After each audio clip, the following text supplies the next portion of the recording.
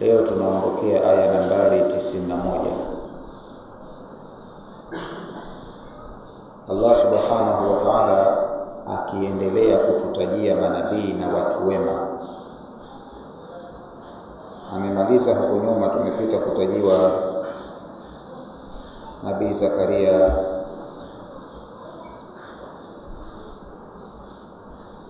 na wengine nyuma waliopita. Akasema wallati ahsanat farja, katika watu ambao wamekuwa na subra. Anataja Allah waja ambao aliwatahini wakawa na subra, basi ni hawa ambao tunaendelea kutaja.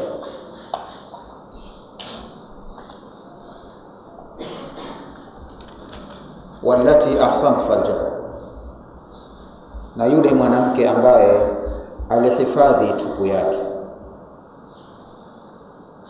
na yeye ni katika mtu ambaye alikutwa na mengi, lakini akawa ni mvumilivu, hakukufuru kwa Mola wake. Fanafakhna fiha min ruhina, tukapuliza fiha, katika tumbo lake au katika fuko lake la uzazi, min ruhina, tukapuliza roho yetu, ambaye ni Isa mwana Maryam.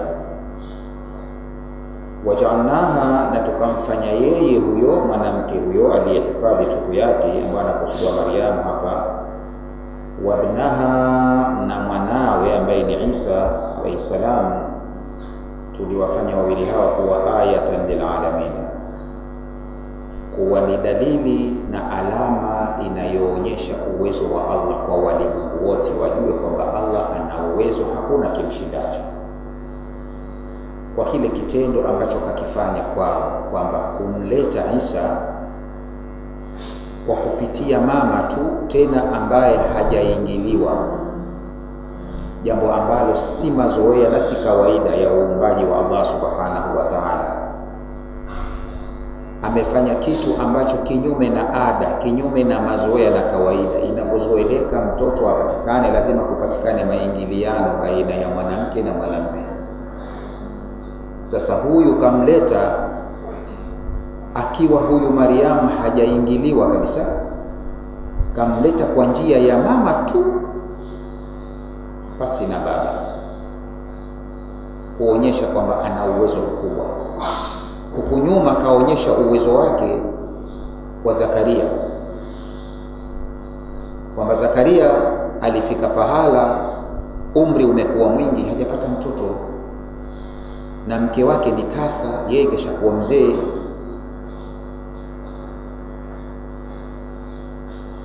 Akamwomba Mola wake. Allah hakushindwa kumtoa mtoto eti kwa sababu yeye ni mzee sana, eti kwa sababu mke wake pia ni kizee tena tasa. Alimtoa mtoto akiitwa Yahya. Kwa hiyo anaendelea kuonyesha uweza wake kwamba pia wallati ahsanat farja, hata kwa yule ambaye alihifadhi utupu wake, maana yake Maryamu, na yeye ni katika mvumilivu mkubwa sana. Fanafakhna fiha, tukapuliza katika tumbo lake, min ruhina, roho yetu, kwa maana Isa alayhi salam. Waja'alnaha, na tukamfanya yeye Maryamu, wabnaha, na mwanawe ambaye ni Isa, ayatan lil alamin, kuwafanya kuwa ni aya, ni dalili, ni alama ya kuonyesha nguvu na uweza wa Allah kwa walimwengu wote. Habari yake hii nafikiri tuliipita hapa kwa urefu tuliposoma sura ya Maryam. Tulishasoma huko nyuma Maryam. Allah anasema wadhkur fil kitabi Maryam, kitaka kujua yaliyomkuta, na yeye akawa ni mvumilivu mpaka anatajwa miongoni mwa wavumilivu. Allah anasema mtaje katika kitabu hichi Maryam pia, idhi intabadat min ahliha maqaman sharqiyya, pale alipoondoka akajitenga na watu wake, akenda upande wa mashariki. alikuwa hataki kabisa kuishi na watu, kwa sababu anataka kujitenga ili afanye ibada. Kenda upande wa mashariki kujitenga, wanasema Riyadha. Fatakhadhat min duni hijaba, akajiwekea uzio, akajitengenezea uzio, akae moja afanye ibada. Allah anasema fa arsalna ilaiha ruhana, tukampelekea roho wetu mtakatifu, yani Jibril alayhi salam. Fatamathala laha basharan sawia, akajifananisha na mwanamume kijana aliyetimia, yuko sawa. Mariamu alipoona kwamba mimi nimejitenga, nimejileta huku, nimejizungurushia uzio, nakaa nafanya ibada, tena mwanamume kaja shababi kabisa, qalat, akamwambia inni a'udhu birrahmani minka in kunta taqiya, mimi nimeyakimbia haya, najilinda na mwingi wa rehema na wewe, ikiwa wewe ni mcha Mungu wa muogopa Allah, na kuomba tafuta njia uondoke hapa kufai. Mimi ni mwanamke, nimejitengenezea usio na kaa peke yangu, wewe unakuja kufanya nini? Inni a'udhu birrahmani minka in kunta taqi, ikiwa wewe ni taqi kweli wa muogopa Allah, basi naomba uondoke. Qala, akamwambia innama ana rasulu rabbiki, mimi siwezi nikaondoka, kwa sababu mimi ni mjumbe, nimetumwa na Mola wako, na kazi niliyotumiwa li ahabalaki ghulaman zakia, nikupatie mtoto mtakasifu sana. Mariamu anashangaa. Kala, akasema anna yakunu li ghulam, nampataje kwanza? Nampataje mtoto? Walam yamsasni bashar, sijaguswa, manake sijaingiliwa mimi na mwanadamu. Walam aku baghiya, na mimi si changudoa kwamba labda nitafanya zina nayo, mimi siwezi kufanya hicho kitu. Akamwambia kadhalika, hivyo hivyo, hujaingiliwa, si changudoa, lakini utapata. Qala rabbuki, achasema Mola wako, na Mola wako akisema ndo kasema. Kadhalika qala rabbuki huwa alayya hayyinu, yanasema wewe kukupa mtoto hali ya kuwa hujaingiliwa si changudoa, kwake njepesi hilo, wala sio zito.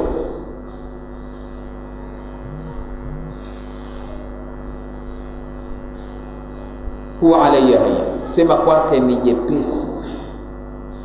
Walinaj'alahu aya, anasema pia anataka afanye tendo hili iwe ni dalili ya kuonyesha uweza wake. Wakana amra maqdiya, na jambo tayari lishahukumiwa. Basi akapuliziwa. Sema Jibril sala kampulizia, inasemekana alimpulizia ubavuni, wengine sema alipuliza kwa pani, wengine kuna riwaya tofauti tofauti. Kapuliziwa, fahamalatu, kabeba ujauzito. Sasa hapo ndio kazi ilianza.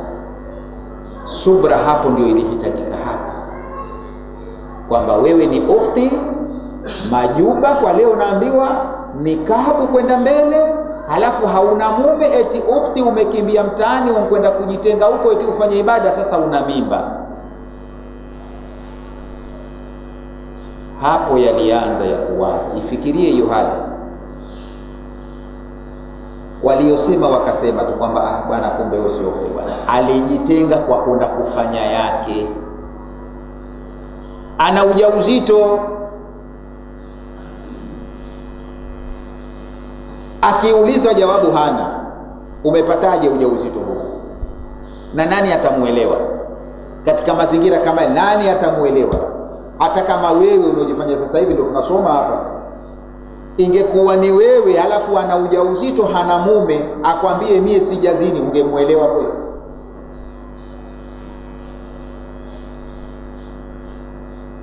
Kwa hiyo hakueleweka. Kwa kuwa hakueleweka, jamii yote ilimtenga kumuona mwanamke muovu mbaya, alimshinda kukaa katika mji. Fahamalathu fantabadat bihi makanan qasiya, alibeba ujauzito, ilibidi aondoke aende pahala mbali, akaishi huko peke yake huko majabwani, akaishi huko akalea ujauzito peke yake huko mpaka siku imefika, faajaha al-makhadh, baada ya mimba kukamilika ukamjia makhadhu. Mauchungu yamekuja kwa jamu, mauchungu sio uchungu.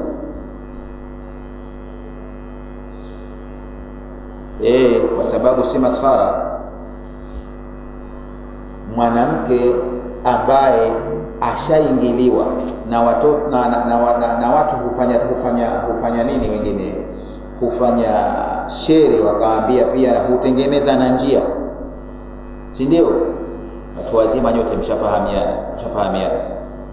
Yani tayari keshaingiliwa na kila baada ya siku njia yatengenezwa, greda linapita, naondoa mashimo kwa ajili ya maandalizi ya mtoto akija akitoka, yani njia iwe iko vizuri, na siku ya kuzaa uchungu ukija inakuwa shughuli. Wengine huadhini wala hawaswali. Ukenda kule Leba utawasikia wengine wanaadhini Allahu Akbar, Allahu Akbar.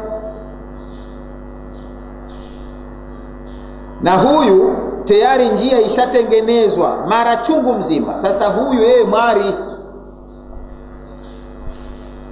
hajawahi kuingiliwa, halafu atoke mtoto na bichwa kubwa. Mtanisamia kidogo. Mwari, kile kiungo ambacho kimeumbwa kwa ajili ya kupita pale, si mwanielewa? Basi huwa shughuli pengine kwa siku ya kwanza na ya pili na ya tatu, na hakifiki kama kichwa cha mtu. Hakuna mtu ana kiungo kama kichwa cha mtoto, sio kweli. Na inakuwa shida kwa siku ya kwanza na ya pili na ya tatu na ya nne pengine. Sasa huyu hajawahi kabisa kuingiliwa. Maanake kama watengeza njia, yeye kwake njia haijawahi kutengezwa, isahauliwa kabisa. Sasa mtoto apite hapo na njia hakuna. Kwa hiyo sio uchungu, mauchungu hayo. Tena imemjia, hayuko hospitali ya wapi wala wapi, hakuna nesi, hakuna yoyote, yuko peke yake. Faaja al-makhadhu ila jiz'i an-nakhlati, uchungu mauchungu yakamjia akiwa chini ya shina la mtende. Qalat, alisema ya Rabbi mitu kabla, aliomba kufa. Ya Rabbi, bora niuwe kabisa kabla ya haya. Kwanza anafikiria mauchungu yamejaa mawili. Kwanza uchungu wa maumivu wa kujifungua, lakini pia na uchungu kwamba mimi huko nyumbani nishakimbia, halafu najifungua na mtoto namleaje huyu, katika hali ya kuonyeshewa vidole. Mitu kabla hada, bora tuchukua roho yako kabla ya haya. Wa kuntu nasiyan mansiya, niwe nimesahauliwa kabisa, watu wasahau kabisa kwamba kuna mtu akiitwa Mariamu.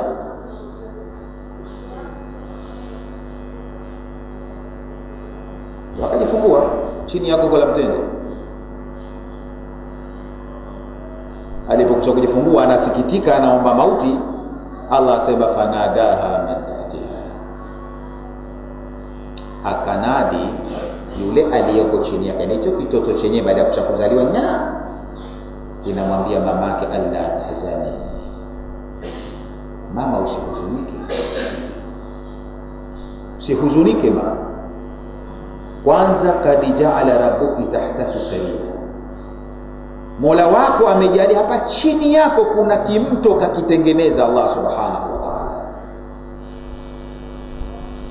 Kimto hichi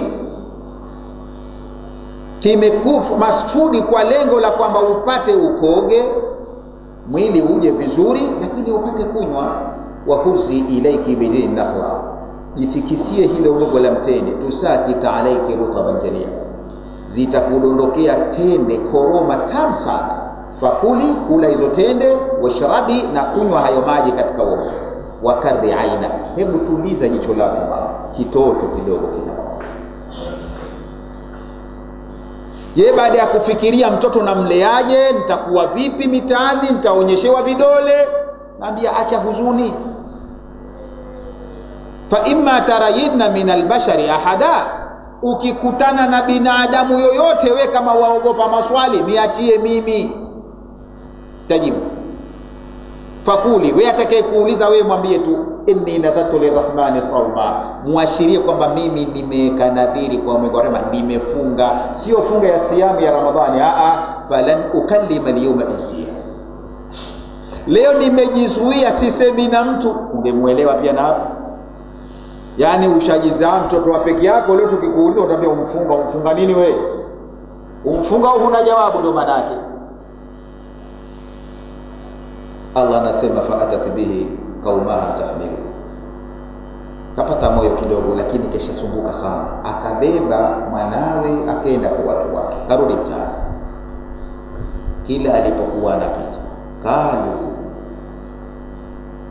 wanasema ya Maryam, we Maryam, ma kana abuki imra'a sawi, baba yako hakuwa mtu muovu, wewe unrithi wapi hili jambo? Wa ma kanat ummuki baghiya, na mama yako hakuwa changudoa, wewe umerithi wapi? Umeleta jambo baya sana Maryam. Maryam fa asharat ilayhi, naziki mdomoni wao, muulizeni huyo. Atajibu, qalu, wakauliza kwa kusema Maryam, kaifa nukallimu man kana fil mahdi sabiya, kwa muulizaje yule ambaye fil mahdi, yuko kwenye beleko, kwenye lile bibisho, ndio kwanza mtoto wa kufunikwa bibisho, sabia kidogo kichanga sana, kitatwambia nini? Kitasema nini hicho? Hata hakijasubiri kikaulizwa, ikasema qala inni abdullahi atani alkitaba waj'alani nabiyya waj'alani mubarakan aina ma kuntu wa awsani bis salati waz zakati ma dumtu hayya wa barran bi walidati wa lam yaj'alni jabbaran shaqiya. Akasema mimi ni mja wa Allah, ana abdullah, mimi ni mja wa Allah, atani alkitaba, kanipa kitabu. Hapo ulipo tena, waja'alani nabii, na amenifanya mimi kuwa ni nabii. Watu wanashangaa. Waja'alani mubaraka, na kanifanya mimi ni mbarikiwa, aina ma kuntu, popote nitapokuwa. Lakini pia auswani bisalati wa zakati, kanihusia mimi Mola wangu kuswali na kutoa zaka maadumtu haya, muda wote nitakaokuwa hai. Wa barran biwalidati, na pia kanihusia kumfanyia wema mzazi wangu. Walam yaj'alni jabbaran shaqiya, hakunijalia mimi Mola wangu kuwa jabari kwa mzazi wangu, shaqiya, muovu. Siko hiyo tena. Wassalamu alayya, amani kwangu, yauma ulitu, tokea siku niliyozaliwa, wa yauma amutu, na siku nitakufa, wa yauma ub'athu hayya, na siku nitakapofufuliwa nikiwa hai. Allah anasema dhalika Isa ibn Maryam, huyo ndo Isa mwenyewe mwana wa Maryam, alladhi ambaye nyinyi tamtaruna, ndio mnazozana, mnaleteana shida kuhusu, ndio huyo. Kwa ufupi, Maryamu alikumbana na shida kubwa, lakini akavumilia. Ingekuwa wewe na mimi unasingiziwa zinaa, hali ya kuwa jambo hilo huko nalo, halafu ukasingiziwa kama vile alivyosingiziwa Maryam, ungeshampiga mtu, ushapigana na watu. Na kama hukupigana, ungalikuwa kushatoleana maneno na watu kutukanana. Hii ni mitihani Allah subhanahu wa ta'ala amewatahini waja wake wema. Jamani, na hakuna dhambi mbaya katika dhambi mbaya ukiacha shirki kuliko dhambi ya kumsingizia mtu zina. Na ndio maana Mtume sallam akaditia katika orodha ya 7 al-mubiqati, katika madhambi 7 yenye kumwangamiza mtu, basi limo wa rami wa kadhfi al-muhsanati al-ghafilati, kuwasingizia watu ambao wako mbali kabisa, wamejikinga na hilo jambo, wameghafilika, hawana habari na jambo la zinaa, ukamtupia kosa la zinaa, ni kubwa sana. Na katika historia walisingiziwa wengi katika watu waliokuwa wakubwa sana, kana watu wenye heshima zao katika dini, kama tumeona mama Mariamu, na Allah aliwasafisha kwa kuwasemesha watoto wadogo. Mariamu kama tunavyoona alisafishwa na Allah kwa mtoto mdogo ambaye si wa kusema, alisema kumtakasa kwamba sio mzinifu, na wakajua kwamba kweli Mariamu kumbe si mzinifu. Kosa la zinaa. Lakini kuna sahibi Juraij, mshakumsoma bila shaka. Juraij na yeye alisingiziwa zinaa vile vile, akasemeshwa mtoto mdogo kumtakasa. Lakini na Yusuf alayhi salam, kama kumbuka, ni alisingiziwa kambaka bosi wake kafanya zinaa, na bosi mwenyewe ndio mshadidiaji, wewe umenifanyia utovu wa adabu, alafu unakataa. Allah asema wa shahida shahidu min ahliha, akatoa ushahidi tena katika watu wa mwanamke, kitoto cha mwana cha upande wa kwao kidogo sana, kikasema in kana qamisuhu qudda min qubuli,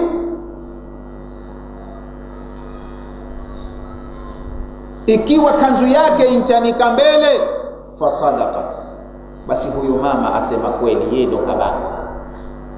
Kwa sababu kimantiki ndivyo inavyoonyesha, ikiwa yeye mbakaji halafu huyo ambapatu hataki, na maana atakuwa vuta nkuvute, atachana mbele. Lakini wa in kanat qamisu qudda min duburi fakadabat wa huwa min as-sadiqin, ikiwa imechanika nyuma kanzu yake, huyo mama muongo, kwa sababu inaonekana kwamba huyu alikuwa anakimbia, yeye ndo anavuta. Allah anasema falamma raa qamisahu qudda min duburi, mfalme alipoona kanzu ya Yusufu imechanika nyuma, kala, akasema hadha min kaidikum, hivi ni vitimbi vyenu nyinyi kina mama, inna kaidakum adhim, hakika vitimbi vyenu vikubwa sana nyinyi. Yusufu we aridhan hadha, ili jambo lipuuzilie mbali, usilitaje aibu. Wastaghfiri li dhanbiki, akamwambia na wewe mke wangu nataka ulete msamaha kwa Mola wako. Lakini watoto wadogo wanasemeshwa. Nyie na wewe tukisingiziwa leo utasemeshwa mtoto mdogo, itabidi ubebe tu. Mama Aisha radhiallahu anha pia alisingiziwa hilo jambo. Yani wanasema Waswahili kwa leo wanakuambia wanapiga pentagoni, mpaka Allah subhanahu wa ta'ala alimsafisha. Yeye hakumsemesha mtoto mdogo, lakini alimsafisha mwenyewe kwa kuteremsha suratul Nur. Allah akasema innal ladhina ja'u bil ifki usbatun minkum la tahsabu sharran lakum bal huwa khairun lakum likulli imri'in minhum iktasaba min al-ithmi walladhi tawalla kibrahu lahu adhabun. Sema innal ladhina ja'u bil ifki, hakika wale waliokuja na uvundo huu, waliokuja na uongo huu, usbatu minkum, ni kikundi kutokana na nyinyi wenyewe, wala si wa mbali. Lakini Allah akawaambia wale usingiziwa, la tahsabuhu sharran lakum, msidhani kuwa ni shari, bal huwa khairun. Unapokusingizia mtu ambao anakuepusha na mengi, anakubebea mengi, kwa hiyo usidhani ni shari kwenu, bali wa khairun lakum. Kwa sababu gani? Likulli imri'in minhum, kila mmoja katika hao waliobeba. Na hivi unayo asina, una kifua, kwani anacho nyuma na mbele, ndio maana akakohoa eti.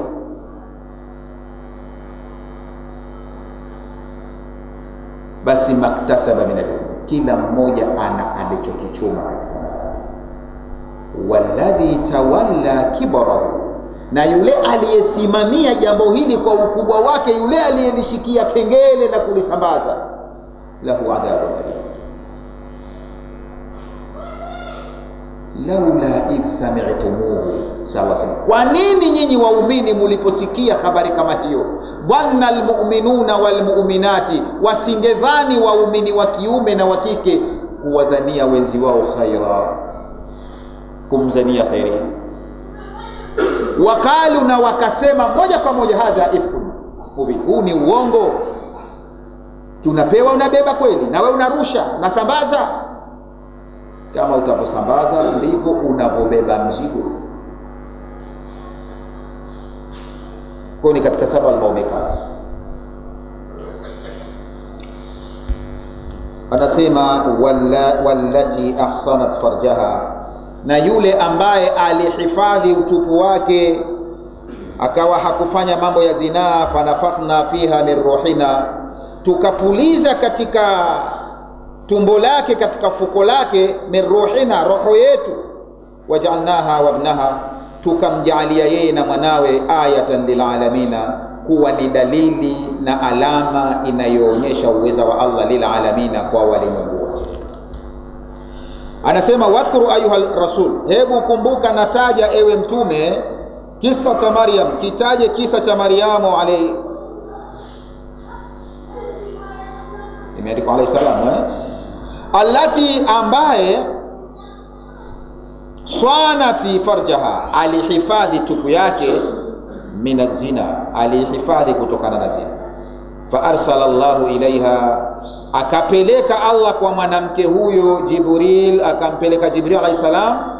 Fa nafakha fiha, akapuliza ndani yake. Fa hasalati bi Isa, fa hamalati, ndio basi akabeba, kumbeba Isa alayhi salam.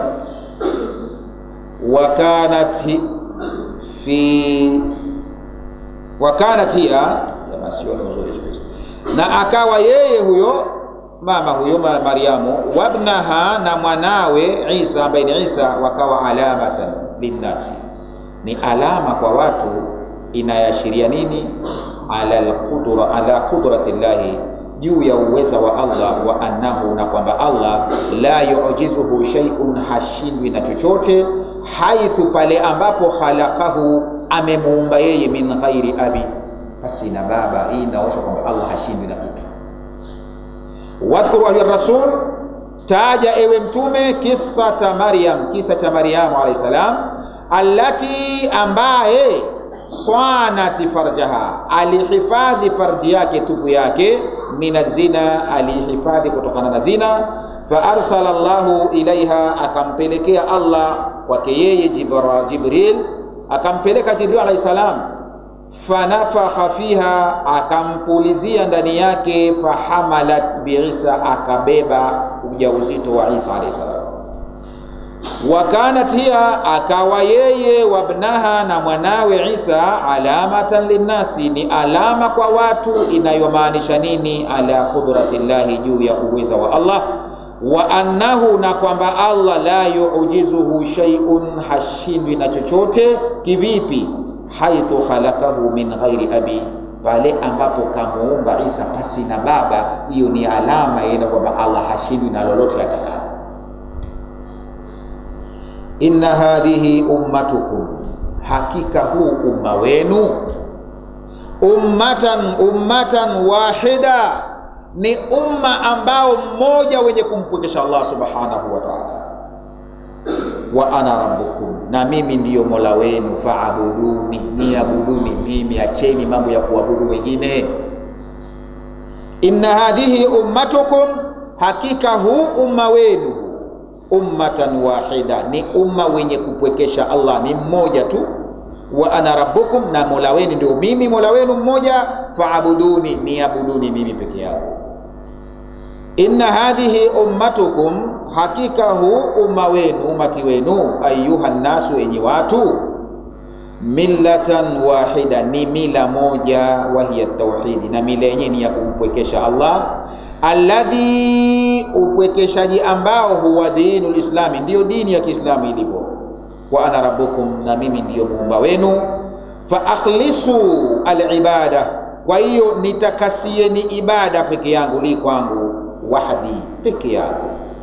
Inna hadhi ummatukum, hakika huu umma wenu, ayuhan nasu, enyi watu, millatan wahidatan, ni mila moja, wa hiya tauhid, ambayo ni kumpwekesha Allah. Alladhi, mila ambayo, huwa dinul islami, ni dini ya Kiislamu. wa ana rabbukum, na mimi ndiyo muumba wenu, mola wenu, fa akhlisu al-ibada, kwa hiyo takaseni ibada li kwangu, wahdi, peke yangu, sitakase kwa wengine.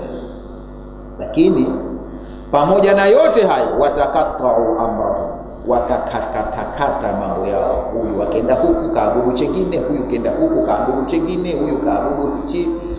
Pamoja na kwamba wamepewa nasaa kwamba wao ni watu wa moja, mila moja, wana mola mmoja, fatakattau amrahum, basi wakakatana mambo yao, kila mmoja na chake. Huyu anaabudia sanamu, huyu anaabudia Allah, huyu anaabudia Allah anafanya na ushirikina mwingine, yani tofauti bainahum. Kullun, kila mmoja katika hao, ilaina rajiuna, kwetu watarejea. Kwa hiyo Allah atarejesha kwake, watakwenda kuhukumiwa. Watakattau amrahum, wakakatana kwenye mambo yao, wakatofautiana bainahum, baina yao. Kullun, kila mmoja, ilaina, kwetu, rajiuna, watarejea kwetu. Anasema watafarraka annasu, wakafarikiana watu, fasara minhum, wakawa miongoni mwao, almuwahhidu, wenye kumpwekesha Allah, walmushriku, wengine wenye kumshirikisha, walkafiru, wengine makafiri kabisa wenye kumkufuru, walmu'min, wengine wanamuamini. Wa kullun haulai, na wote hawa, almutafarriqina, waliofarikiana, ilaina wahdana, kwetu peke yetu, rajiuna, watarejewa yaum alqiyama, siku ya kiyama. Fanujazihim, tutawalipa ala a'malihim, juu ya matendo yao. Watafarraka nasu, wakatafautiana watu, fasara minhum, wakawa miongoni mwao, almuwahhidu, wenye kumpwekesha Allah, walmushriku, wengine wenye kumshirikisha, walkafiru, wengine wenye kumkataa na kumkufuru, walmu'min, wengine wamemwamini. Wa kullun haulai, na wote hawa, almutafarriqina, wenye kufarikiana, ilaina wahdana, kwetu peke yetu, rajiuna, watarejea yaumal qiyama, siku ya kiyama. Watakaporejea, fanujazihim, tutawalipa ala amalihim, juu ya matendo yao. Faman ya'mal minas salihati, basi yoyote atakayefanya vyema, wa huwa mu'min, hali ya kuwa ni muislamu, ni muumini, basi fala kufrana lisai, sisi hatukatai matendo yake, juhudi zake hatutuzikataa. Fala kufrana, hatutokataa, lisaihi, juhudi zake hatutuzikataa, tutazilipa. Wa inna lahu, na hakika sisi kwake, katibuna, tutaandika kila jambo lake, tunaandika, hakupotei kitu.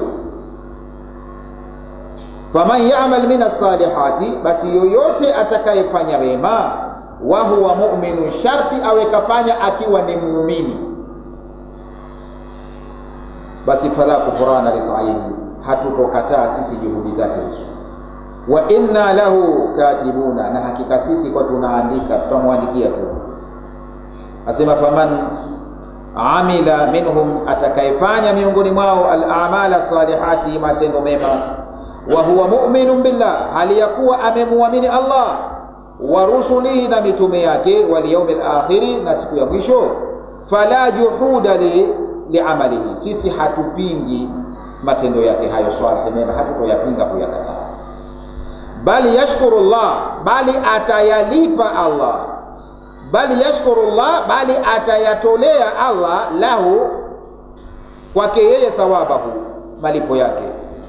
Tena fayudhaifahu, ataongeza lahu, kumuongezea yeye.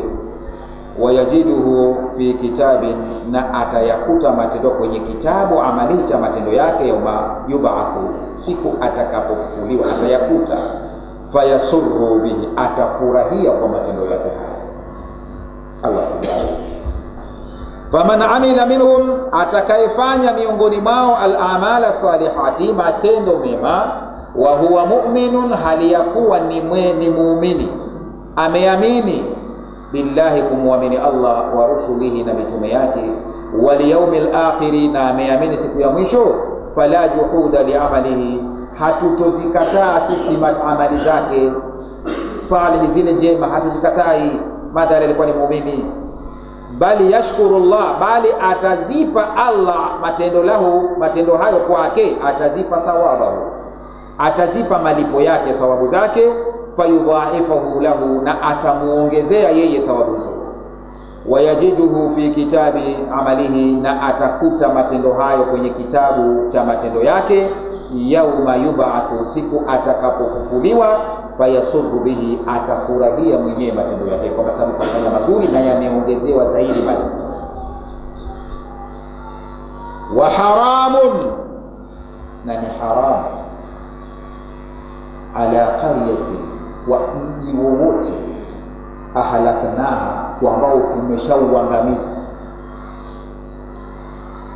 annahum, tukishaangamiza basi hakika watu hao la yarjiuna, hakuna kurudi tena, hakuna kurudi tena. Hapa kuna tafsiri mbili. Tafsiri ya kwanza ni hiyo, Allah anasema wa haramun, ni haramu ala qaryatin, kwa mji wowote, ahlaknaha, ambao tumeuangamiza, tukishaangamiza. Haramu, haramu nini? Kurudi duniani. Annahum, kwamba watu hao ni kwamba la yarjiuna, hawarudi tena duniani mpaka kiyama kitaisha. Hiyo tafsiri moja, na hii wanasema wenyewe ndio tafsiri ambayo ina nguvu zaidi. Lakini iko tafsiri nyingine Ibn Abbas, na zote kafasiri Ibn Abbas, anasema kwamba wa haramun ala qaryatin, na ni haramu kwa mji wowote, ahlaknaha, ambao sisi tushaupangia kuangamiza. Na ukitajwa mji kuangamizwa, maana yake sio mji, ni wale watu wa mji ambao ushapangiwa kuangamizwa kwa matendo yao. Annahum yarjiun, basi hawarudi, yani hawatubii hata siku moja, yani hawarudi kwa Mungu wao. Mshafahamu? Ndio maana yake ni sawa sawa na Ibilisi laanatullah alayhi. Inasemekana Nabii Musa alayhi salam, kwa sababu alikuwa mdadisi sana wa Allah subhanahu wa ta'ala, alimwambia Allah, ya Rabbi, kwa nini huyu Ibilisi umemlani na umemfungia toba? Kaambia, huyo sijamfungia toba, huyo hatubii huyo. Mimi akitubia mbona namsamehe tu? Hebu mwambie lile ambalo nilimuamrisha akalifanye tu basi. Nilimuamrisha akamsujudia, basi aende pale kaburini angalau akasujudia. Alipoambiwa sikusujudia akiwa hai na kusujudia maiti mimi. Kwa maana Allah akishamhukumu mtu kwamba sasa huyu basi huyo hatubii hata siku moja, harudi tena kwa Mola, yani la yarjiuna, ni harudi kwa Mola wake kwa kutubia. Kwa hiyo haramun ala qarya, ni haramu kwa mji wowote, ahlaknaha, ambao tayari umeshathibitikiwa na kuangamizwa. Annahum, hakika watu hao, la yarjiuna, hawarudi kwa Mola wao, yani kutubia. Tupo la yarjiuna, hawarudi. Anasema wa mustahilun, na ni muhali sana, ala ahli qaryatin, juu ya watu wa mji wote, ahlaknaha, ambao tumeuangamiza, bisababi kufriha, kwa sababu ya kufuru yake. Haramu an yarji'u ila dunia, ni haramu kurudi duniani. Ukishapigwa kitu urudi tena duniani. Liyatubu, warudi duniani ili watubie, watukbalu taubatu, na kukubaliwa toba yao. Hicho kitu ni haramu, hakipo tena, kwa nafasi ushapoteza. Wa mustahilun, na ni muhali, ala ahli qarya, maana haiwezekani tena kwa watu wa mji wowote ambao halaknaha, tumewaangamiza, bisababi kufriha, tumeangamiza kwa sababu ya kufuru zao. Haramu nini? An yarji'u ila dunia, ni haramu kurudi tena duniani, liyatubu, ili waje watubie, watukbalu taubatuhum, na kukubaliwa toba zao. Hicho kitu hakipo tena, hakipo, hawatatubia hata idha futihat Yajuj wa Majuj, yani mpaka kiyama kitasimama. Ndio manake Yajuj wa Majuj ni katika dalili za mwisho tena na kiyama. Wakifunguliwa hao mpaka huko, manake mpaka kiyama, manake ni kitu ambacho hakipo. kwa sababu hakuna toba tena baada ya nini? Baada ya kiyama. Hawatubi, hawarudi hata idha futihat Yajuj wa Majuj. Hata wakifunguliwa hao Yajuj wa Majuj, hawarudi.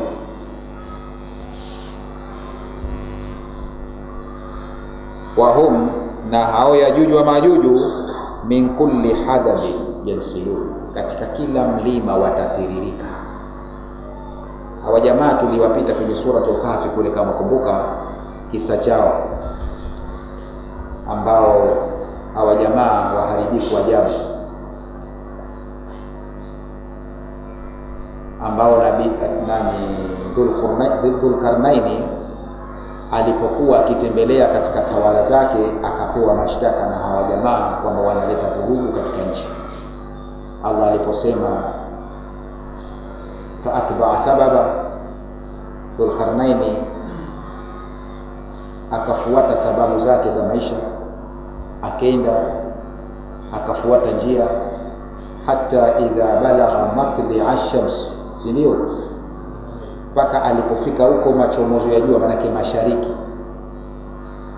Wanasema hawa wapo mashariki nini, kaskazini mashariki ya Asia. Tuko kaskazini mashariki ya Asia, ndio matli ash-shamsi alikokwenda Dhulqarnaini. Akawakuta watu wakamwambia, ya Dhulqarnaini, inna Yajuj wa Majuj mufsiduna fil ardh. Kuna wajamaa Yajuj wa Majuj wanaharibu sana, wajamaa wahuni hao, ubaya wasingiziwa. Tuko pamoja sijui nani Panyarodi sijui yani kuna watu sijui watu wakoje, sijui na wale wanakuwa wanahasilia sema nini kidogo. Yani hao jamaa ni waharibifu ajabu.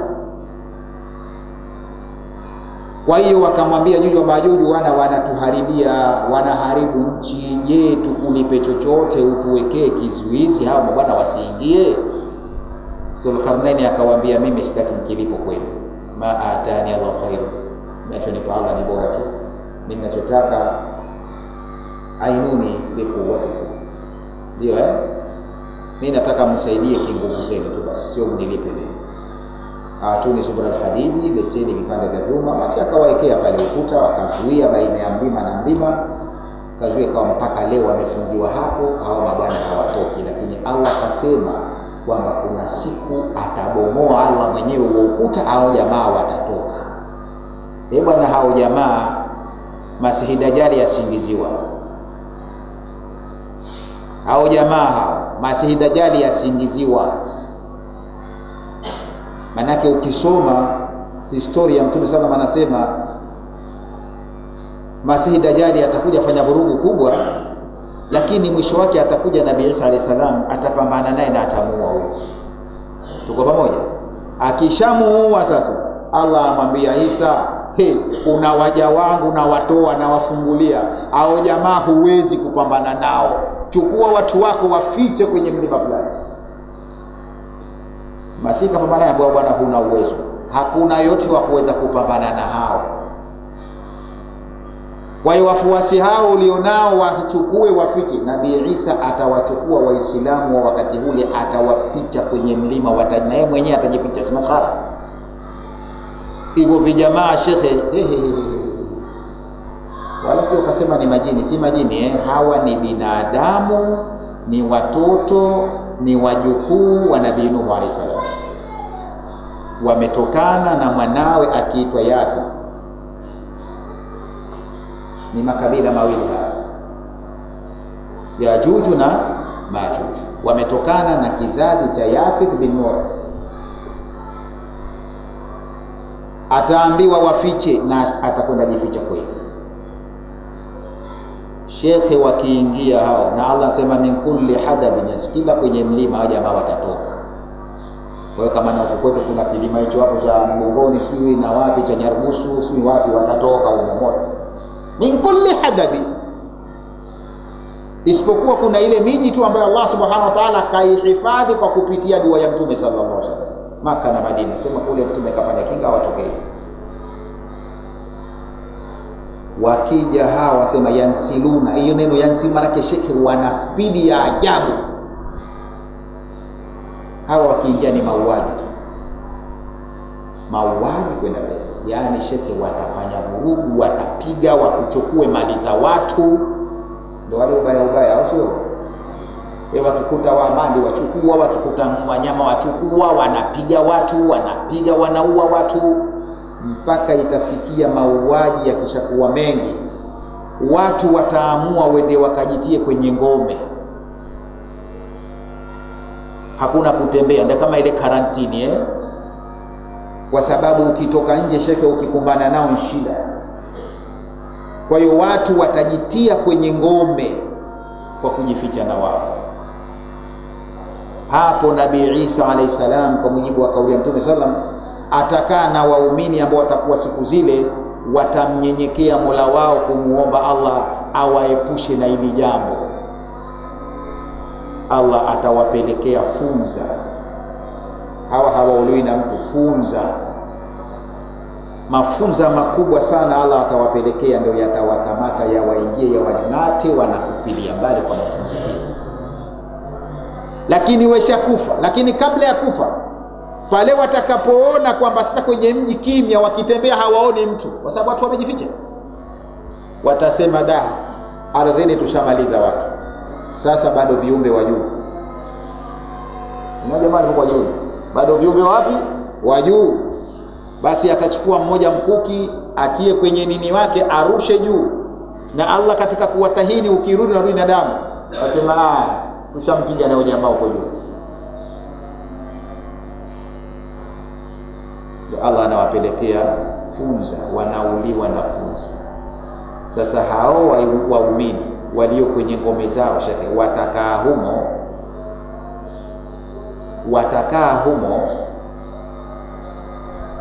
mpaka katika hali ambao wale weshakufa hawaamini roho zao kwamba huko nje kuna usalama, mpaka watajichokea wenyewe kukaa kwenye ngome.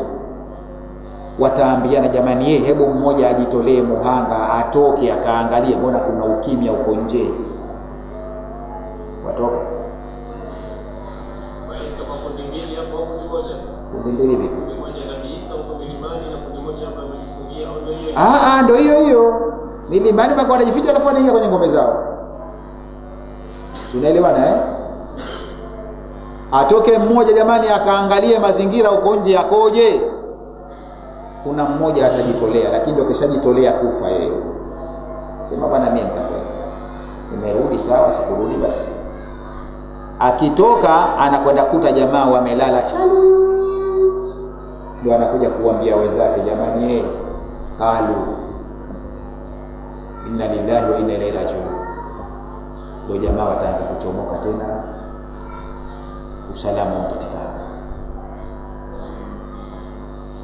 Badala ya hapo, Allah subhanahu wa ta'ala atapeleka ndege wakubwa wachukue hii mizoga, wanabeba kwenda kutupa anakokujua mwenyewe Allah subhanahu wa ta'ala. Maana kusafisha ni shida, na uvundo unanuka, maana washaozeana. Ndege watatolewa ndege na Allah subhanahu wa ta'ala, waje wabebe mizoga, wapeleke pa kupeleka anakokupeleka Allah subhanahu wa ta'ala. Itabakia ardhi inanuka. Mtume sallallahu alayhi wasallam, Allah atanyesha mvua kwa muda wa siku 40 kuja kusafisha ardhi. Badala ya hapo, watu watalima, wataneemeka kweli kweli. Allah anasema, Mtume sallallahu alayhi wasallam, kwa mamanga moja watakula kikundi cha watu na hawamalizi, kwa neema ambayo italetwa. Neema hii maana yake ni ile kupurua watu wajisahau kwa watu watavutika na neema, watamsahau Allah. Hapo ndio kinakuja kusimama cha kusimama kiama. Kwa hiyo hii Dhulqarn au Yajuj wa Majuj kama ni dalili ya mwisho ya kiama. Hawa jamaa hatari sana, wako kaskazini huko mwa Asia, wengine wanasema kaskazini mashariki mwa Asia, katika huko karibu na Turkistan huko, karibu na wa Mongolia yani wafanana kidogo na wa Mongolia, vituko vyao. Na hata idha futihat Yajuj wa Majuj, hawarudi hao hata wakifunguliwa Yajuj na Majuj. Wa hum min kulli hadabi, na hao Yajuj wa Majuj wao katika kila kilima yansiluna, watatiririka kwa spidi kali. Asema la yarjiuna abadan, hawatorejea milele. Hata idha futiha, hata wakifunguliwa hao hata idha futiha, hata pakifunguliwa saddi, kile kiziwizi Yajuj cha Majuj na Majuj. Wa hum, na wao yaumaidhin, siku hiyo, min kulli murtafi'i, kutoka kila sehemu ya muinuko, min al-ardhi, katika ardhi, yakhrujuna, watatoka tena musri'ina, wakiwa wanakwenda kwa spidi kali sana. La yarjiuna abadan, hawatarudi milele. Hata idha futiha, hata pakifunguliwa saddu, kile kiziwizi, kwa maana ya ule ukuta ya Ajuj wa Majuj, wa wale Yajuj na Majuj. Wa hum, na wao yaumaidhin, siku hiyo, min kulli murtafi'in, katika kila sehemu ya muinuko, maana ya kilima, min al-ardhi, katika ardhi, yakhrujuna, watatoka musri'ina, kwa mbio sana, kwa spidi kali. Waqtaraba al-wa'd, na umeshasogea ahadi ya haki, ishakaribia. Maana yake hicho kiyama na kufunguliwa jamaa ishakaribia. Waqtaraba al-wa'd, na umeshakurubia ahadi ya kufufuliwa ya kiyama. Al-haqq, ahadi ambayo ni ya haki, ni ya kweli. Fa idha hiya, wakati ikitokea, shakhisatun absar, yatakodoka macho alladhina kafaru, waliokufuru kwa kushangaa. Watasema ya wailana, ole wetu sisi, tumeangamia. Kad kunna fi ghaflatin min hadha, kwa hakika tulikuwa tumeghafilika na hili, leo tunaliona. Bal kunna dhalimina, lakini sisi tulikuwa ni madhalimu. Waqtaraba alwa'du alhaq, na tayari imeshakaribia ahadi ya haki, ahadi ya kweli ya kiyama. Fa idha hiya, utahamaki ahadi hiyo ikitokea, watakapoliona hilo tukio, shakhisatun, yatakodoka kwa kushangaa, absaru alladhina kafaru, macho ya wale waliokataa wakakufuru. Na watasema ya wailana, kuangamia kwetu sisi. Kad kunna fi ghaflatin min hadha, kwa hakika tulikuwa tumeghafilika na hili. Bal kunna dhalimina, lakini sisi tulikuwa ni madhalimu pia. Waqtarabati alqiyama, na kimesha karibia kiyama, bi khurujihim, kwa kule kutoka kwao hao Yajuj. Wa dhaharat ahwaluha, na pamesha dhihiri vishindo vyake. Wa shadaiduha, na shida zake kiyama. Fa idha absaru al-kuffari, tahamaki macho ya makafiri, maftuhatun, yatakuwa wazi, min shiddati hawaliha, kutokana na shida ya vishindo vyake. Yakuluna, watasema, ya hilakana, kuangamia kwetu. Kad kunna fi dunya, tulikuwa duniani, fi lahu, tulikuwa katika mapumbao, wanshighali, na kujishughulisha na mambo mengine, anil istidad, na tulikuwa tumejiingiza kwenye kujishughulisha na pirika zetu, anistidadi, tukaacha kujiandaa lihadha al-yawm, kwa ajili ya siku hii adhimi iliyokuwa kubwa.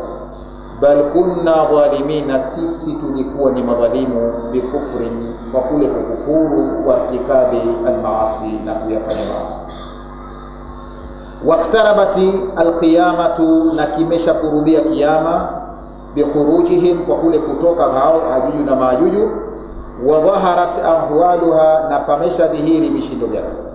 Wa shadaiduha, na shida zake. Fa idha absaru al-kufari, tahamaki macho ya makafiri, maftuha, yatakuwa wazi, kuangalia kwa mshangao, min shiddati ihwaliha, kutokana na shida ya vishindo vyake siku hiyo. Yakuluna, watasema, ya hilaka, na kuangamia kwetu. Kad kunna fi dunya, tulikuwa duniani, fi lahu, tulikuwa katika mapumbao, washighali, yani antisadadi, na kujishughulisha, tukaacha kujiandaa lihadha al-yawm, kwa ajili ya siku ile adhimu kubwa. Bal kunna dhalimina, bali sisi tulikuwa ni wenye kudhulumu, bil kufri, kwa kule kukufuru, wartikabil maasi, na kufanya maasi. Innakum, Allah atasema hakika nyinyi mliokufuru, wama taabuduna, na hayo mlioyaabudu na mlivyoviabudu yote, min duni, la kinyume cha Allah, hasabu jahannam, ni kuni tu za moto jahannam, antum laha wariduna, nyinyi moto huo mtauingia lazima.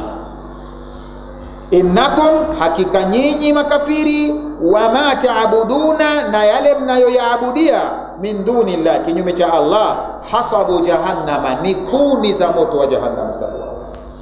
Yani waungu inaingia moto, si mtihani huo. Antum laha, nyinyi moto huo, wariduna, mtaingia tu.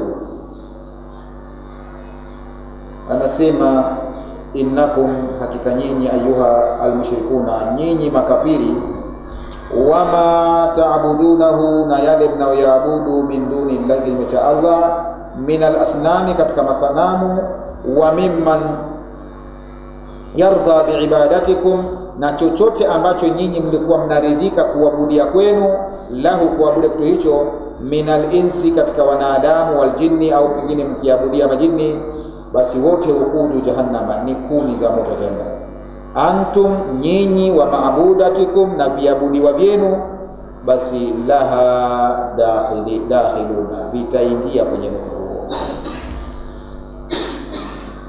Innakum ayuha almushrikuna, hakika nyinyi makafiri, wama taabudunahu, na yale mnaoyaabudia, min dunillahi, kinyume cha Allah, min alasnami, katika masanamu, wa mimman yarda, na kila ambaye anaridhika biibadatikum, katika kuabudu kwenu nyinyi, lahu, mtu huyo au kitu hicho kinaridhika kuabudiwa, ikiwa min alinsi au jinni, kama ni mwanadamu aridhika kuabudiwa na nyinyi, au ni jini, basi ukudu jahannama, ni kuni tu za moto jahannam. Antum wa maabudatikum, nyinyi na hivyo viabudiwa vyenu, laha, kwenye moto huo, dakhiluna, mtaingia. Allah tukufanya. Lau kana haulai aliha, lau ingekuwa hawa ni waungu kweli, ma waraduha, wasingeingia motoni. Lau kana haulai aliha, lau ingekuwa hawa mnaoabudu ni aliha kweli, ni waungu kweli, ma waraduha, wasingeingia kwenye moto. Lakini wa kullun fiha, wote ndani ya moto, khaliduna, milele, hawatoki. Sasa waungu wanakwenda kufungwa milele. Lau kana haulai alihatan, lau ingekuwa hawa ni waungu kweli, ma waraduha, wasingeuingia moto. Wa kullun, na kila mmoja, fiha, katika hao, katika moto huo, khaliduna, watakaa milele. Lau kanat hadhihi almaabudati, lau ingekuwa hivi viabudiwavyo, aliha, ni waungu kweli, tuubadu bihaqi, wanaabudiwa kwa haki, ma dakhalu nar, wasingeingia motoni, ma man abaduhu, pamoja na wale walioabudu. Wa kullu min alabidina, na wote kuanzia wale walioabudu, wal maabudina, na walioabudiwa, wote fi nari, motoni. Tena makithuna fiha, watakaa humo motoni, abadan, milele, la yakhrujuna minha, hawatatoka humo. Lau kanat hadhihi almaabudati, lau ingekuwa hawa waabudi wao, alihatan, ni waungu kweli, tuubadu bihaqi, waabudiwa kwa haki, ma dakhalu nara, wasingeingia motoni, ma man abaduhum, pamoja na wale walioabudu. Wa kullu, lakini kila mmoja, min alabidina, kuanzia waabuduji, wal maabudina, na wenye kuabudiwa, wote watakuwa finari, motoni. Tena makithuna fiha, watakaa humo, abadan, milele, la yakhrujuna minha, hawatatoka humo. Tena lahum fiha zafiru, wao katika moto huo, zafirun, watatoa mikelele kama ya punda. Zafiru ni ukelele kama wa punda na zaidi ya punda. Kila mmoja ambiwa punda aliapo. Shehe, punda akilia, lazima utashtuka. Labda wewe, lakini kama watu hapo, kwa mfano shehe usikia analia, unaweza ukaenda mbele. Kama kwamba labda kanyukuliwa, sio kapigwa kitu gani, si ndio? Basi motoni watu watapiga mikelele kama ya punda, zafiru, kwa maumivu. Mimi ngeigiza hapa, lakini mtacheka na sitaki mcheke. Lahum fiha zafiru, watakuwa na mikelele kama ya punda kwa maumivu ya katika moto. Wa hum fiha la yasma'un, tena huko motoni hata kusikia hawatasikia kitu. Yani Allah anampiga mtu mkongoto mpaka anakuwa kiziwi. Sio kusikia mtu akapigwa mpaka akawa hasikii. Yasikia ndio asikia basi. Allah anasema kwenye sura gani, sio Hudi ile, anasema wataongezewa adhabu makanu yastati'una sam'a wa makanu yubsirun, adhabu ambayo hawatakuwa wenye kusikia wala kuona. Yani inawatia uziwi na kiupofu kabisa. Motoni mtu atakuwa kiziwi tena kipofu. Ndio ile aliyosema, anasema man a'rada an dhikri fa inna lahu ma'ishatan dhanka wa nahshuru yawm al-qiyamati a'ma, aliyepuuza utajo wangu atapata maisha ya dhiki duniani, lakini akhira atafufuliwa kipofu. Qala, aje atoe sababu, aseme rabbi lima hashartani a'ma, kwa nini ya Allah umenifufua kipofu wakati kuntu basira, nilikuwa nikiona mimi. Amwambie kadhalika, si ulikuwa unaona wewe? Ndio hivyo hivyo ulikuwa unaona katika ayatuna, zikakuja hizo kumbe waona, lakini ukajifanya kama huoni vile. Kwa sita ukazipuuzilia mbali kama huna macho vile, basi kadhalika leo matosa. Na leo vipi tunakusema makusahau wewe, unapuuza hivyo kwa ulivyopuuza. Lahum fiha zafirun, watakuwa na makelele humo makali sana. Wa hum fiha la yasmauna, na wao hawatakuwa wenye kusikia. Na ndio kawaida mtu asiyosikia. Kwani ukisema na mtu asiyosikia, shekhe, yeye sauti yake kubwa, maana ndio wanaona usikii kama alikuwa asikii yeye, si ndio?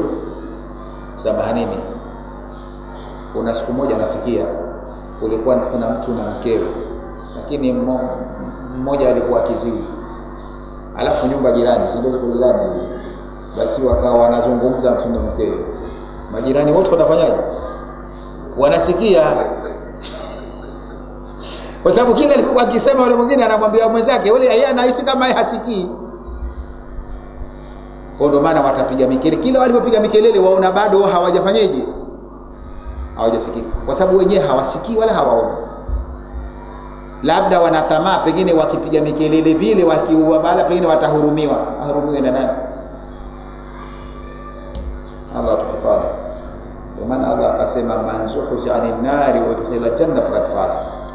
Hakuna kufaulu kukubwa kuliko yule ambaye ataepushwa na moto akaingizwa peponi. Huyo ndio faza kwa kweli. Allah. Naam. Anasema lahum fiha, wao katika moto, min shiddati ma yulaqawnahu, kutokana na ukubwa wa kile watakachopambana nacho, minal alami, katika maumivu. Basi tanafas, ndio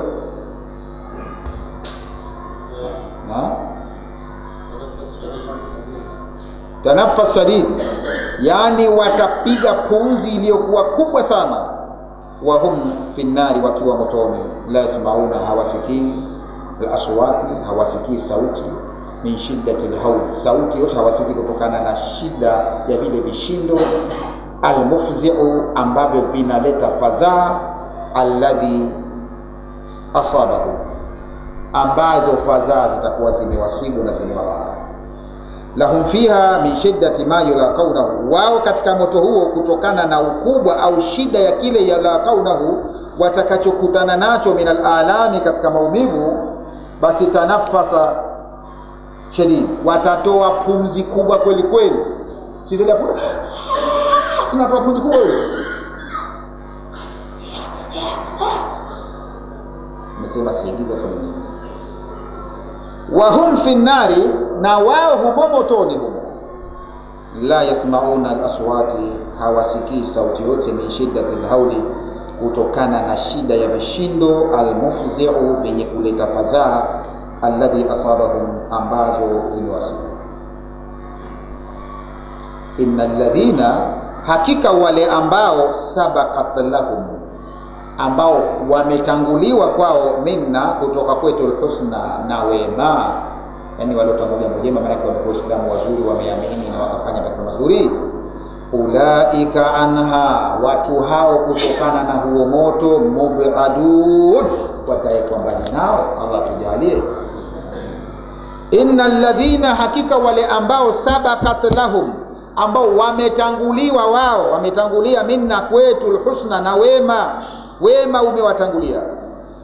Ulaika hao anha, kutokana na moto huo, mubaduna, wataekwa mbali nao. Anasema walamma qala almushrikuna, anasema wakati waliposema makafiri, inna Isa, hakika Isa, wal malaikatu, na malaika, alladhina, ambao, abadu, waliowaabudu, sayadkhuluna an-nara, wataingia motoni. Qala Allah amesema innal ladhina sabaqa, maana wao waliposema hivyo walipoambiwa kwamba wao na walichokiabudu motoni. Sawa? Sasa watu si wanaabudia malaika? Na watu wajanja wa hoja. Allah kasema kwamba hakika wao na wanachoabudu motoni. Sawa? Basi wakasema kama ni hivyo, si kuna watu wa muabudu Isa? Kwa hiyo na Isa motoni. Wale muabudu Isa na Isa mwenyewe motoni. Na kuna watu sio wanaabudu malaika? Kwa hiyo na maana wao na malaika pia watakwenda choma moto. Wafahamiana? Waliposema hivi ndio Allah akasema innal ladhina sabaqat lahum husna ulaika anha mubadun. Wao hawajaridhika kuabudiwa eti. Hata kufuka wale walioabudiwa na wao wakapenda kuabudiwa. Kwa nasema walamma qala almushrikuna, waliposema makafiri kwamba ikiwa ni kwamba kila aliabudu na aliabudiwa motoni, basi inna Isa wal malaika, Isa wameabudiwa na malaika na wao, alladhina ubidu, ambao wameabudiwa, basi sayadkhuluna an-nara, na wao wataingia motoni. Qala Allah akasema innal ladhina sabaka fi ilmi Allah, hakika wale ambao imetangulia elimu ya Allah, annahu min ahalil saada, kwamba ni watu wema watukufu. Basi mithlu Isa, mfano wa Isa alayhi salam, mubaduna anin nari, wao wataekwa mbali na moto. Mubaduna anin nari, wataekwa mbali. Walamma qala almushrikuna, waliposema makafiri, inna Isa wal malaikatu, hakika Isa na malaika, alladhina ubidu, ambao wameabudiwa, sayadkhuluna an-nara, wataingia motoni. Qala Allah akasema innal ladhina sabaqa, hakika wale ambao pametangulia fi ilmi Allah, elimu ya Allah wao, annahum, hakika wao, min ahli saada, kwamba ni watu wema, mithlu Isa, mfano wa Isa alayhi salamu, hawa mubaduna anin nari, wataekwa mbali na moto. Min fawaid al-ayati, miongoni mwa faida za aya hizi, kwanza kabisa at-tauba, ndio tauba, at-tauba ndio sasa na tanwih.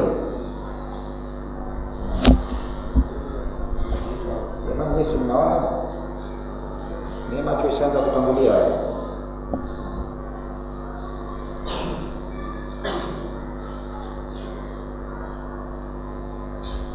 Anasema tanwihi bil ifaf, aya zimekuja kutuonyesha tanwihi bil ifafi, yani watu watie nia, waazimie kujikinga na mambo machafu, wa bayani fadlihi, na pia zikabainisha fadhila za kujikinga na mambo machafu.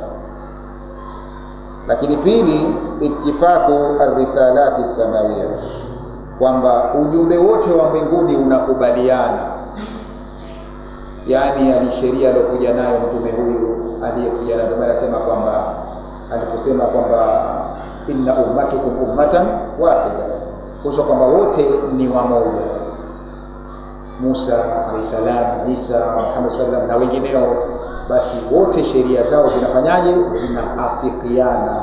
Ndio nasema ittifaqi risalati samawiyya, zimeafikiana ule ujumbe wote wa mbinguni fi tauhidi, katika upekeshaji. Wote wamekuja kumpekesha Allah. Wa asasi ibadati, na ile misingi ya ibada yote ni mimoja, hakuna aliyekuja na tofauti. Lakini tatu, fathu saddi Yajuj wa Majuj. Aya zinaonyesha kutafunguliwa ule ukuta wa Yajuj na Majuj, au kufunguliwa kwake, min alamati saati al-kubra. Hizo ni katika alama za kiyama, tena zile alama kubwa. Fathu saddi Yajuj wa Majuj, kufunguliwa ile kizuizi cha Yajuj na Majuj, min alamati saati al-kubra, ni miongoni mwa alama za kiyama, katika alama kubwa. Mwisho kabisa, al-ghaflatu anil istidadi, kule mtu kughafilika na kufanya maandalizi li yaumil qiyama, kwa ajili ya siku ya kiyama. Sababu hiyo ni sababu limuanati awaliha, ya kupambana na vishindo vyake. Al-ghaflatu anil istidadi, kughafilika na kufanya maandalizi li yaumil qiyama, kwa ajili ya siku ya kiyama. Ukighafilika, basi hiyo ni sababu limuanati awaliha, ya kukutana na vishindo vya siku hiyo. Wallahu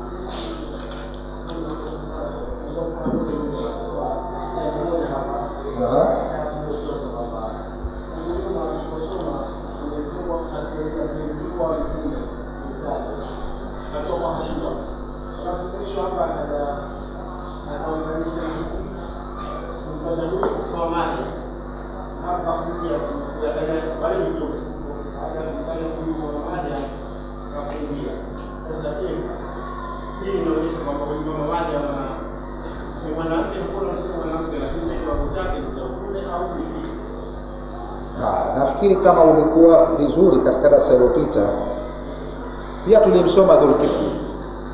Nakumbuka darasa juzi huko shule ukufahamu vizuri tulisoma hapa katika lotaja na Dhulkifli, na tukasema Dhulkifli pia kuna khilafu, wanasema si mtume, na pia kataja ni katika waja wema, na pia tulisema na sababu yake mpaka kaitwa Dhulkifli. Kwa hiyo hapa waliotajwa si dalili kwamba kila aliyetajwa lazima awe nani, hakuna mtume mwanamke.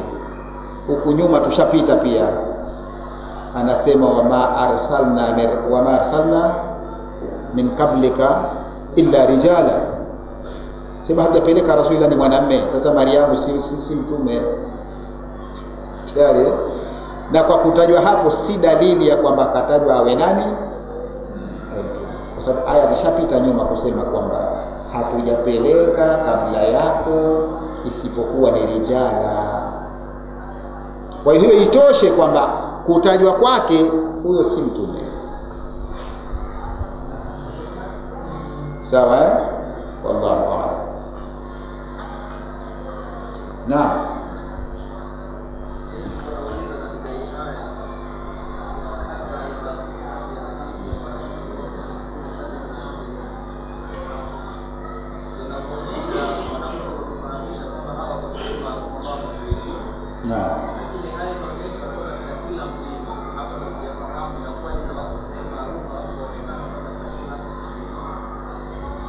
si kwamba wataonekana kwamba ndio wako kwenye mlima, wapo sehemu maalumu wamefungiwa, lakini ikibomolewa ile ngome, sawa wakitoka pale basi watatoka na kwenye kila mlima yansiluna, manake watakimbia na watatoka katika kila mlima. Ni hivi yani, sijui nitoe mfano gani.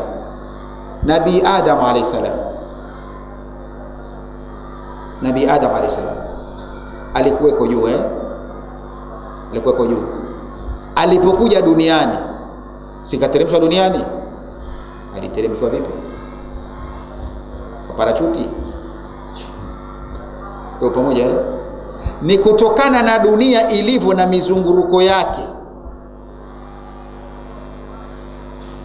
Adamu alitoka kama kwenye ardhi. Tuko pamoja? Alitoka kama vile kwenye nini? Kwenye ardhi. Kwa sababu dunia ni kitu ambacho kinafanyaje? Kinazunguruka. Sasa hawa wenyewe wako kwenye mlima. Hawa wako kwenye nini? Mlima, na wamefungiwa kutoka lima lile kule na wako kwenye shimo, naweza tukasema. Sasa Allah atakapobomoa hapo, hawa ina maana Allah atawatoa kwenye kila mlima watatoka. Jinsi watapita vipi?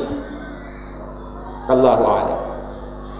Tunafahamiana na vile vile kusema hawa watu mfano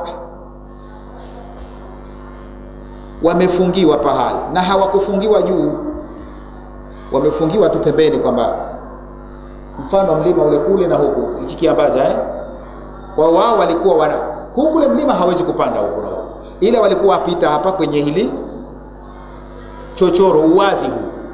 Kwa hiyo Dhulkarnain anachokifanya kaziba huku kaziba na kule. Tupo lakini leo watu hawa wako wapi? Tuko pamoja? Hawaje kuonekana. Ukiacha wale waliowaona mpaka wakamtaka Dhulkarnain awaekee ukuta, hakuna mtu ambaye na ingekuwa waonekana, ingekuwa ni utalii huo.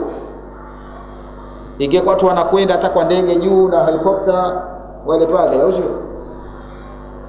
Lakini hawaonekani, Allah mwenyewe kawaficha. Lakini siku atafanyaje?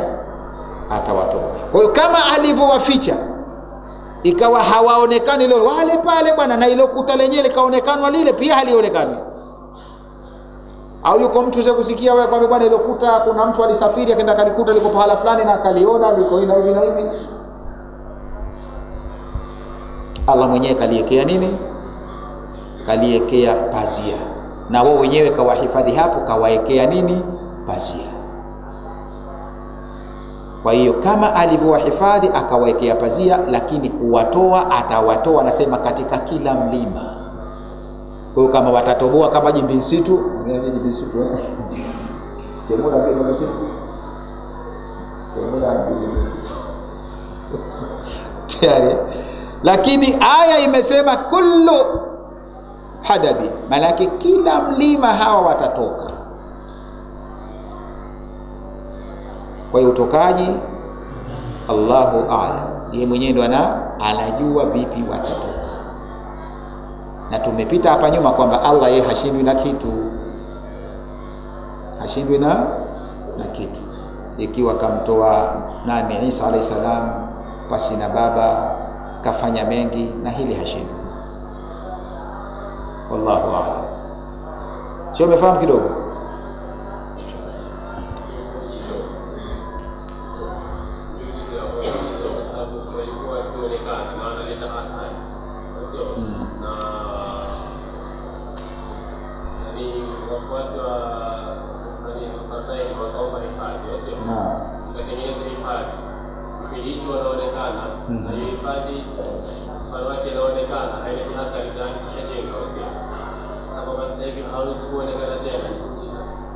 Pia miujiza.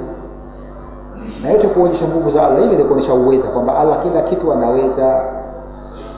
Sawa Kuta ulijengwa na walijenga watu, si kwamba aliona Dhulkarnain ndo mjengaji, wale waliokuwepo wanaleta vyuma, kata, weka hapo.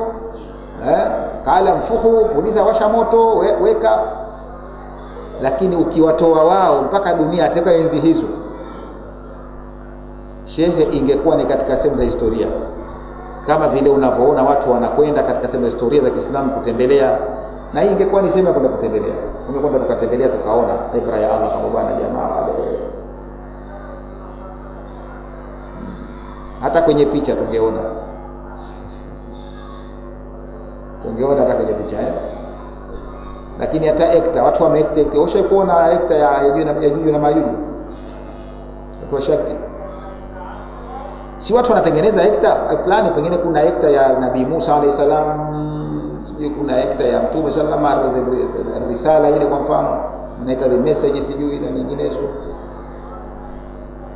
Yajuju wa Majuju washafanywa hiyo.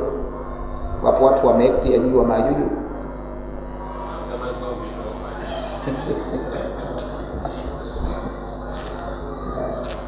Bismillahirrahmanirrahim. Alhamdulillahi rabbil alamin. Wassalatu wassalamu ala rasulillah sallallahu alaihi wasallam.